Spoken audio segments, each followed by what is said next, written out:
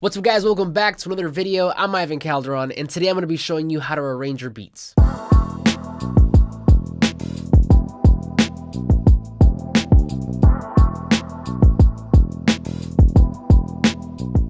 So in last week's beat making video, I asked you guys if you wanted to see more arrangement in those videos moving forward, and a good bunch of you showed interest, so I think I'll start to include some of that in the future. But today, I actually wanted to take that beat from last week and arrange it in front of you guys and show you what I personally look for when creating an engaging arrangement. Now, very important note before we get started, and I'm sure some of you guys already know this, especially if you've been following me for a while, but much like with anything in music, there are certain guidelines for arrangement and depending on what genre you're working on, but at the end of the day, nothing is concrete, nothing is absolute, and the best arrangement for a song is the one that serves it the best. Also, when most people think of arrangement, they think of song structure like verses and choruses, but it could also be argued that production choices are also arrangement. Some of those choices include things like deciding what sounds go where, what sounds pair best together, and things of that nature, so just keep that in mind. But without further ado,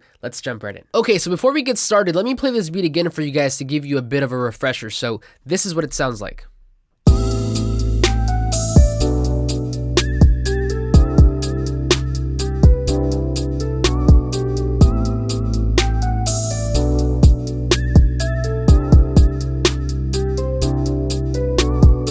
So when it comes to arranging, for me, it actually starts out with the chorus. Now, when you guys see me make beats in my beat making videos, that is exactly what I'm doing. I'm creating the chorus of the song. And what I found out, at least for me, is that it's easier to arrange my beats starting this way because usually the chorus is the biggest part of the song. And then from there, I tend to take things away to create other sections. Now, of course, you can always add additional sounds to create other sections in your song, but at least for me, this reduction process seems to really work because that way it ensures that I leave some space for the artist or vocalist in the verses. Nonetheless, at the end of the day, the main goal of arranging for me is number one, making sure that the listener is engaged throughout the entire duration of the beat, and number two, to make it easy for them to determine what section of the song they are in. Now, creating engaging beats is something that we all want and understand, but what you'll also find is that making the sections of your song easily identifiable is also really beneficial, not only for engagement purposes, but it also really helps to sell your beats. If a writer can easily determine where the chorus is and where the verses are, it'll make their writing process so much easier and much more likely for them to choose your beat. Now, jumping back into Studio One, like I said, this is a chorus for the beat that I made last week, and what you'll find is that arranging, at least in Studio One, is probably one of the easiest things you'll do, and that's thanks to the arrangement track. So basically what you want to do is you want to go over to the top left corner to this little Tetris button, click on it, and you'll get the arrangement track here. From there, I'm going to click on the command button on my keyboard. It might be a little different for PC, but that gives me a little pen, and that way I can label this as whatever I want. By default, it'll say verse or intro or whatever, but you could always right click and then change this to what you want. So I'm going to name this chorus. Now, right now, this is only 4 measures, and I want this to be 8. So I'm just going to duplicate it. Boom, delete that second label, and then kind of extend the first. Now, as I mentioned in the beginning, nothing is absolute, nothing is concrete. At the end of the day, the best arrangement is the one that serves the song the best. But what I have found is that in R&B, usually it's intro, verse, and then chorus, as opposed to other genres like trap or pop where you usually have the chorus first. Again, you can do whatever is best for your song, but at least for this video, this beat, I'm going to be following the traditional R&B structure of intro, verse, chorus. So what I'm going to do is I'm going to actually move the chorus down a little bit because I don't really need it right now, and I'm going to go ahead and create the skeleton for the entire beat structure. So for the first 4 bars, I'm going to create an intro. Now this color is atrocious, so let me just switch it, and let's go ahead and name this intro. And I want a 16-bar verse. Again, none of this is concrete. You can do whatever you want. But I'm going to do 16-bar verses. So this is from 5 to 9 is going to be 4, and then 8, and then 16. So actually this entire space here is going to be our verse. So I'm going to create that there. Then, of course, we get our chorus, which is 8 measures. And then I'm going to duplicate the verse because I want the verse to happen again after the chorus. Then I want another chorus after the verse. Then I'll usually have some sort of like breakdown or bridge. in my arrangement. So I'm just going to copy the 4-bar intro, and I'm going to rename that into bridge. You can name this breakdown, you can name this whatever. After the bridge, I'm going to have another chorus, and I might even have another one after that. Who knows? We'll see. But essentially, so far, this is the current skeleton structure that I'll be working with. So to recap, we have a 4-bar intro, a 16-bar verse, an 8-bar chorus, a 16-bar verse, an 8-bar chorus, a 4-bar bridge, and then 2 8-bar choruses. So from here, we can actually start to move different sounds around to finish out the arrangement. Now, once I have the skeleton of my arrangement kind of laid out, the next thing that I do is I identify a sound or two that I think are the foundation to the beat. These are kind of the sounds that everything else sits on top of, and I make that run throughout the entire duration of the beat because that provides a sense of familiarity. Now, in this beat, I know for a fact that's going to be the piano. Now, the piano by itself, again, sounds like this.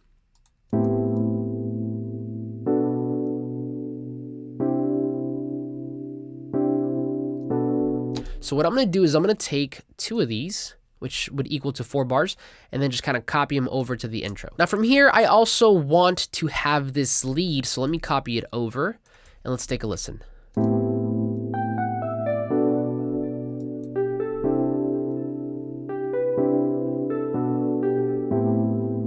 Okay, this is a good example of how a good lead can maybe not be so good in the wrong place. Now, the thing with this lead is that although it sounds good, it is way too busy for the intro. So we're gonna have to kind of simplify it. Let's take a listen here.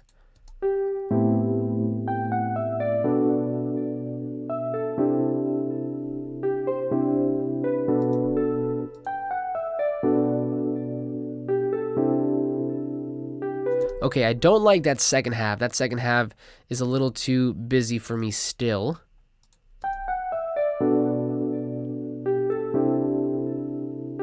Let's get rid of this note, push this back a little bit. And let's, actually, you know what? Let's make that the last half. So let's pull this back a little bit, and then we should get something like this.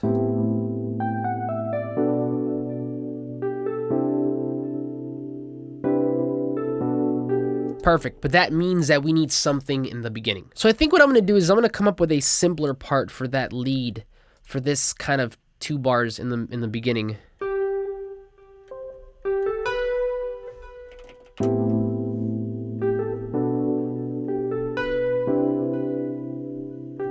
That might work. Let's record it.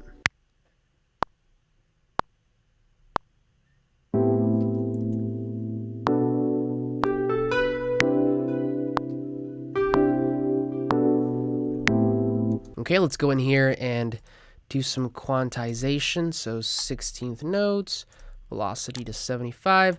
And now our intro should sound like this with the lead.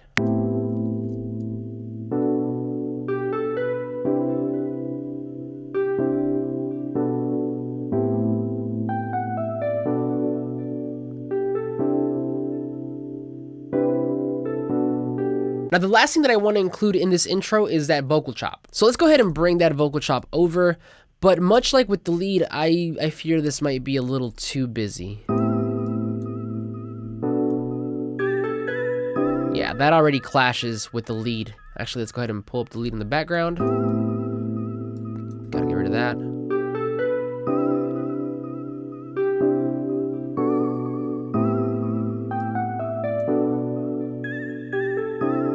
That's not too bad, but I think this whole thing just needs to be simplified way more. That beginning one can go. Matter of fact, what if we just...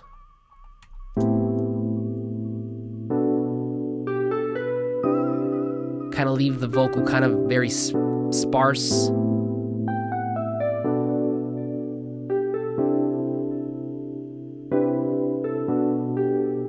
I like it. Okay, so once we have the intro down, let's go ahead and create the verses. Now for the verse, what I'm gonna do first thing is, of course, duplicate that piano because that is our foundation, that is our bed for the entire beat to kind of sit on. Now once that's done, I'm gonna go ahead and bring the drums too. Now in Studio One, you could always put your sounds in folders.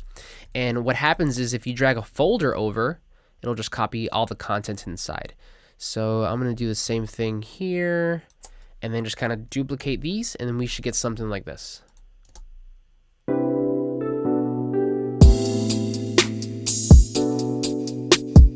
cool. Now looking at the drums real quick, they sound good, but I really don't have a need or don't really want to have the snap or the clap on the verses. I kind of just want to leave them for the chorus. So if we take those out, we should get something like this.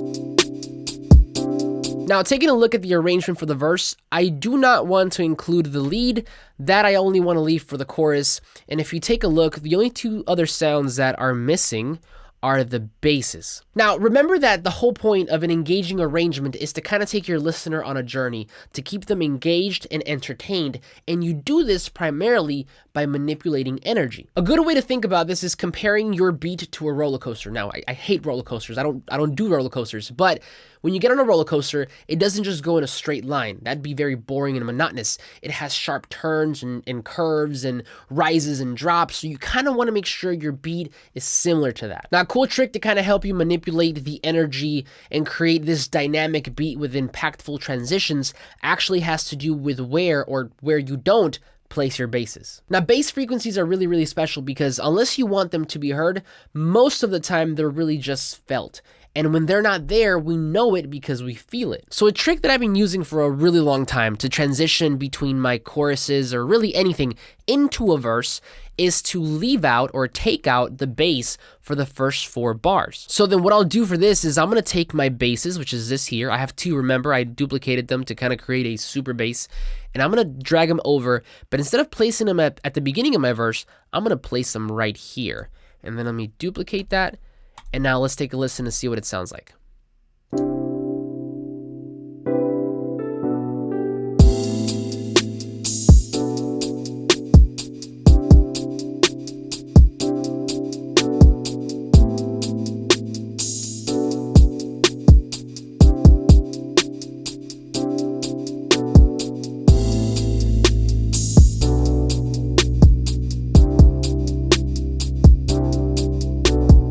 Now, the same thing happens whenever they're not there and then we introduce them. We know that something is different, and this makes for great transitions. So ultimately, if you take a look at the entire arrangement so far, we're kind of starting out similar to a roller coaster where you start out nice and slow, and then it kind of transitions into this verse part that has drums and percussive elements. And then 4 bars later, we introduce another element, which is the bass, and it kind of helps to build up the hype. Now, this ideology of kind of reducing or taking things away, that can be done with any genre, but it becomes really, really effective in R&B because the vocalist tends to be the priority. And when you take things away, you force the listener to focus on that vocalist, and it also creates this sense of intimacy, which can be really good for this genre of music. Okay, so to keep this going, what I'm going to do is right in the middle of my verse, which is right here, 4 bars after I introduced my bass, I'm going to switch things up again. Now, to do that, what I'm thinking is I'm going to remove the kick, and I'm going to remove the closed hat. Let's see what that sounds like.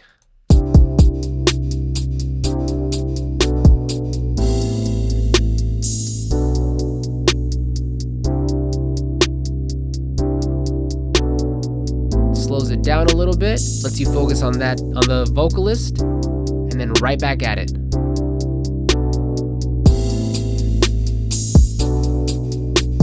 Now, like I said, you can use this method of taking sounds away to create impact with any genre, but I specifically love to do it with R&B because it adds to that feeling of intimacy. All right, so our arrangement so far is looking really good, and the last thing that I want to do now is make the transition between the verse and the chorus a little bit more prominent, because right now if I play it, it kind of just rolls over and it sounds like this.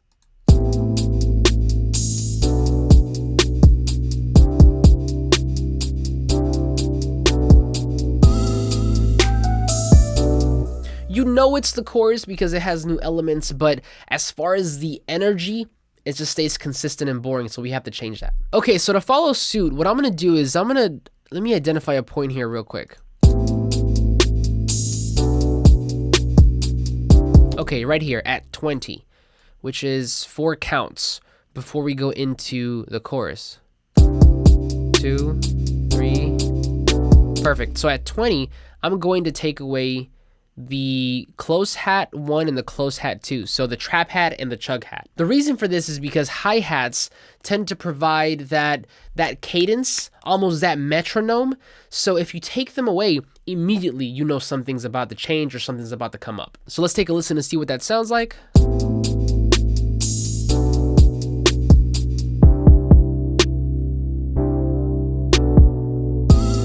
Okay, so at that last snare, so right here, I'm gonna take out that kick.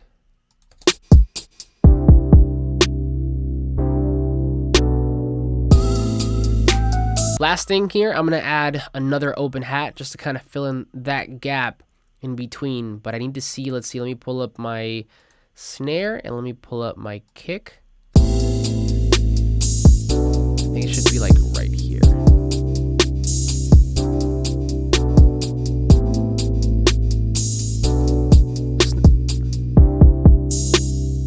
Okay, no, I lied. Right here. So close hats drop out.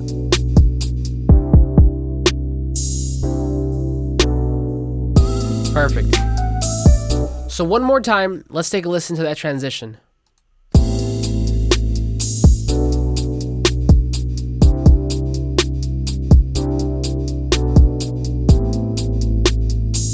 Hats drop out here.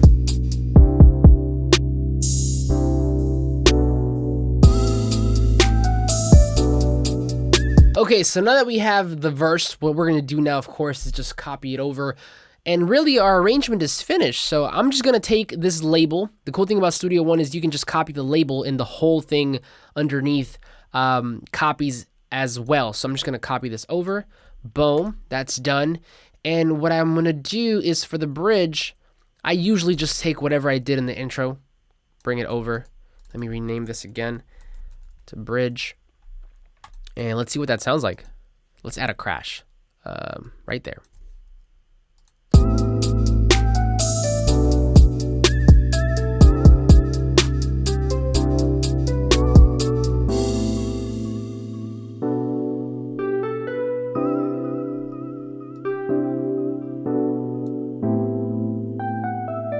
Okay, I lied. This is what we're going to do instead. Because I just realized that I didn't add the vocal chop in the verses. So let's go ahead and do that first. Let me go ahead and bring this over. And now I do like it, but I think I'm only going to make one change here. Instead of these double hits, because it sounds like this, I think I'm just going to do one. And that can play throughout the remainder of the verses. So let me just copy that over again. Perfect. And now that sounds like this.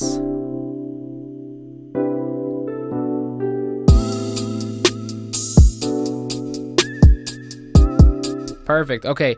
Now for the bridge, what I'm going to do is I'm going to take the vocal chop, not from the intro, but rather from the chorus. So drop that there, the one with the double hit. And that way it kind of transitions seamlessly into the last chorus. So let's take a listen to that.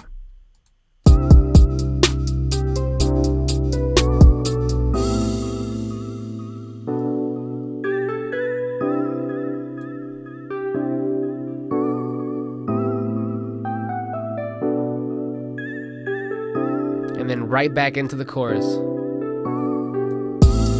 Perfect. Okay, so I think our arrangement is finished. Again, we have intro, verse, chorus, bridge, chorus, chorus. Let's take a listen from the top.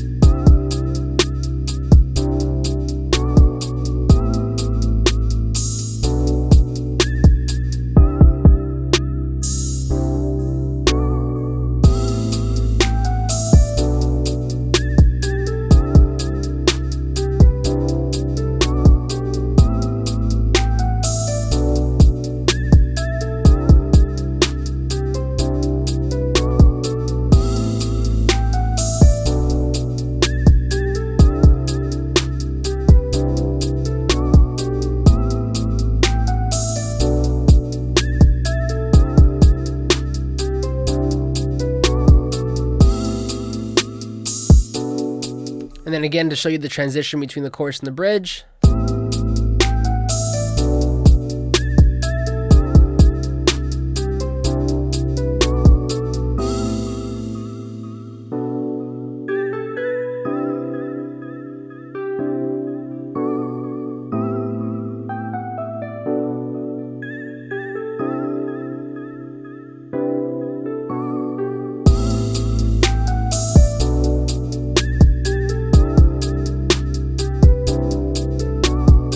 But that's it for me, guys. Thank you so much for watching. Hopefully you liked this video. Hopefully you learned something in terms of arrangement. Now, again, this is only one way to do it. This is not the only way. There's many, many ways, and arranging varies from genre to genre, from song to song. So at the end of the day, just use your ears, use your intuition, go make great music. But again, thank you so much for watching. Like this video if you liked it, subscribe if you're not already, but I'll see you guys on the next one.